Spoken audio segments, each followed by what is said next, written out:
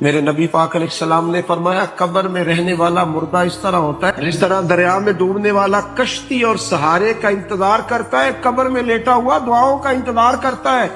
وہ وہاں لیٹا انتظار کرتا ہے کہ میرا بھائی میرے لیے دعا کرے، وہ انتظار کرتا ہے کہ میرا بیٹا میرے لیے دعا کرے، وہ انتظار کرتا ہے کہ میری بیٹی میرے لیے دعا کرے۔ دعا وہ قیمتی تحفہ ہے جس وقت قبروں میں جانے والے بھی انتظار کر رہے ہیں۔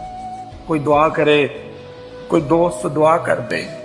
اگر کسی کے بچے لیٹے ہیں تو وہ ماں باپ کی دعاؤں کے منتظر ہیں، دوست لیٹے ہیں تو دوستوں کی دعاؤں کے منتظر ہیں۔ اور میرے نبی کریم علیہ السلام نے فرمایا جب تم دعا کرتے ہو اس طرح دریا میں ڈوبنے والے کے ہاتھ سہارا آئے تو اسے خوشی ہوتی ہے، قبر والے کے پاس دعا پہنچتی ہے تو اسے خوشی ہوتی، ان کے لیے دعائیں کریں۔ میرے نبی پاک علیہ السلام نے فرمایا میری امت قبروں میں گناہگار جائے گی، نکلے گی تو نیکوکار